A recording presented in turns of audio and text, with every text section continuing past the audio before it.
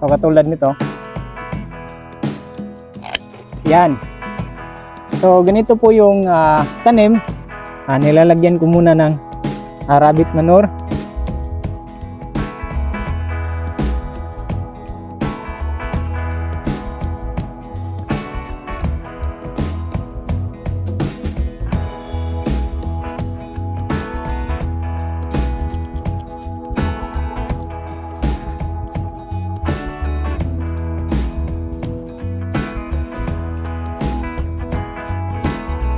Hello mga kasinso at kumusta ho kayo at welcome back po sa ating channel. So ngayon ay nandito na naman ako sa farm dahil may bibili sa atin ng 200 pieces na Madre de Agua cutting. So yan sa likod ko, kung makikita nyo, yan po yung mga Madre de Agua natin at ganyan yung itsura pag alagang-alaga yung mga pananim natin. So ang sekreto ko lang naman dyan ay yung rabbit manure as organic fertilizer. Yan yung ilalagay ko sa kanila, kaya ganyan po ka lalaki yung ating mga Madre de Agua. So ang gagawin natin ngayon ay kukuha tayo ng mga cuttings at ipapakita ko rin sa inyo kung paano ako magtanim ng Madre de Agua. So samahan niyo ako guys, let's go!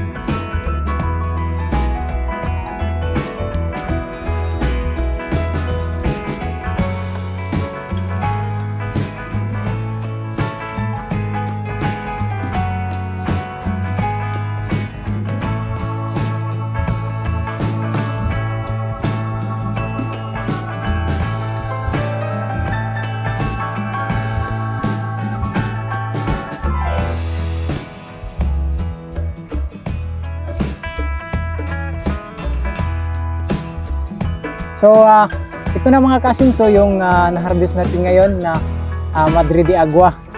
So ganito po kalalaki yung karamihan, mas malaki pa sa Hito Turoko.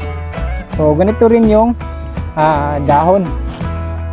Yan, kung makikita nyo, mas malaki pa sa palad ko po. So ganito yung itsura pag maganda yung tubo ng ating Madre de Agua at kung makikita nyo, napaka berde. So pag ganito malalaki yung ating mga pananim na Madre de Agua ay marami tayong may papakain as alternative feeds sa ating mga alagang hayop. So mga anong hayop yung pwedeng kumain nito? So pwede yung rabbit, pwede sa manok, pwede sa baboy, karnero, kambing, pwede rin sa kalabaw, baka, kabayo, at pwede rin ito sa mga isda. So ang ginagawa ng iba ay sinachop nila ito ng maliliit at yun pwede na siyang ipakain sa mga maliliit na alaga. At sa ginagawa ko dito sa aking maliit na farm ay ini-air dry ko ito ng 1 day at pagkatapos nun pwede na natin siyang i-chop at 50-50 yung ginagawa natin dito. So 50% na feeds at 50% nito. So yun yung kumbaga half ng feeding cost mo ay matatanggal sa budget. So ibig sabihin nun 50% yung matitipid mo sa lalo na pag maramihan na yung livestock. So ganito ka ganda pag may mga pananim ka na Madre de Agua. So ang scientific name nga pala nito ay Trichantera. So sa iba na hindi pa nakakaalam. Sa cuttings naman mga kasinso, so magkakat lang kayo dito ng kahit 2 nodes. So kung sa Bisaya ay buko or buko, pero sa English ay nodes. So 2 nodes lang. So katulad nito. Yan. So ganito po yung cuttings. So may 2 nodes at ready na po siyang itanim. So ganito yung binibenta ko sa ating mga suki at sinusigurado ko din na sakto na po sa gulang yung binibigay ko sa aking mga kliyente. Nang sa ganun ay mas mataas yung percentage ng marami yung mabuhay. So sayang naman pag binibigyan mo ng hindi pa sakto sa gulang yung mga cuttings, mamamatay lang po yan. So sayang yung pera ng mga bumibili. So sa akin dito sinisigurado ko na sakto na po sa gulang yung mga cuttings natin. May iba nga dito na may mga ugat na talaga, nang sa ganun ay sigurado na mabubuhay. So katulad nito, yung mga ugat na yan. So yan yung mga palatandaan na sakto na sa gulang yung mga cuttings natin. So yun yung ma-assure ko sa mga bumibili sa akin. So ayan, may mga ugat na talaga. At dito naman mga kasinso, hindi ito masayang kasi nga marami tayong livestock. So i-dry natin to ng 1 day at pwede na natin ipakain sa ating mga rabbit, manok at karniro at baka. Ito na rin yung kambing. So ganito yung itsura ng mga cuttings na pinapadala ko sa aking sa mga bumibili sa akin mga kasinso. So ito yung palatandaan. So may 2 nodes yan. So dito sa bandang baba naka-slant po yung nodes at dito naman sa ibabaw naka-flat lang yung cut. So yun yung palatandaan na ito yung ibabaon natin sa lupa at itong naka-flat lang yung cut, ito yung nasa ibabaw. So sa pagtanim naman ng mga kasinso, kahit ganito na butas lang, ganito na butas. So meron tayo ditong rabbit manure. Yan. Pino na po siya pero may iba na yan. So rabbit manure po ito.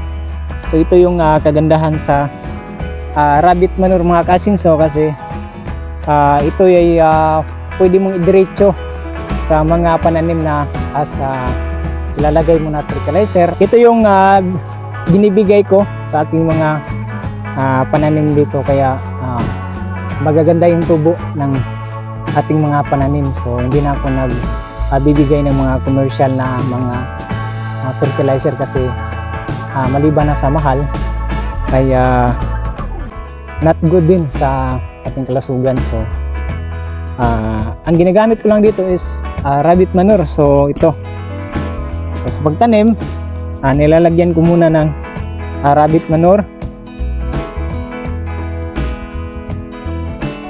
Yan, para sigurado yung tubo.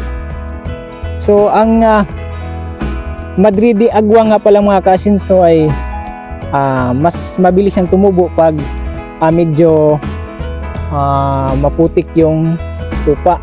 So iwasan yung itanim siya sa may mga bato. So dapat medyo maputik siya, yan, medyo basa na mga lupa kasi dun po hiyang yung Madrid de Agua sa basis experience ko.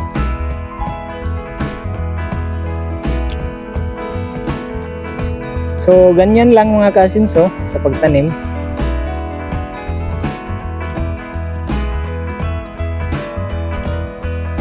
So yan. So kahit di nyo na punuin ng lupa kasi nga pag umulan mag-stuck yung tubig dito, kaya no need na siyang diligan. So yun na yung pinaka source niya ng tubig para mas mabilis tumubo. So ganyan lang po kasimple sa pagtanim ng Madrid de Agua. At sa pangalawang nodes, dyan po yung tubo yung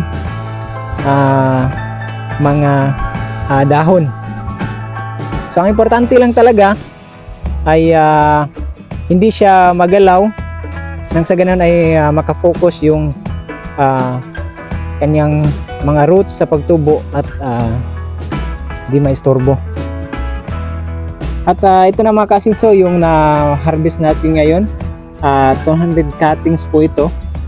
May medyo maliliit at free na po ito. So 200 cuttings yung medyo malalaki at may mga 30 pieces na free na natin. At binibigay na lang natin sa bumili. So ang bumili nga pala nito mga kasinso ay isang seaman. So nag-message lang siya sa atin na bibili siya ng Madrid de Agua cuttings kasi nga nasabi niya na may mga heritage chicken din siyang inaalagaan at para din daw makatipid ay magtatanim din siya ng Madrid de Agua. So yun, ipapadala natin to ngayon. So yun mga kasinso, napadala na natin yung 200 pieces na Madrid de Agua cutting. So sa mga hindi pa nakakaalam ng Madrid de Agua, so ang Madrid de Agua nga pala ay one of the best na pwedeng alternative feeds natin sa ating mga alagang livestock. So pwede nyong ihalo sa feeds 50-50 at pwede rin naman na as snack sa ating mga livestock. So ang Madrid de Agua ay high protein, so may fiber din siya na 15% crude fiber at mga 30% siguro or 40% na crude protein. So ibig sabihin nun mainam siya as alternative feeds sa ating mga livestock. So sa mga gustong bumili, mag PM lang kayo or DM sa ating Facebook page na Asinso Pinoy TV at ako mismo yung magre-reply sa inyo at makapagpadala naman tayo nationwide via GNT. At yun, sana po ay may mga natutunan naman kayo sa araw na to. At sa mga bago pa lang sa channel natin, please do subscribe at click the notification bell para magiging updated ka sa mga next uploads natin. So ingat po kayo mga kasinso at see you next vlog. Bye guys!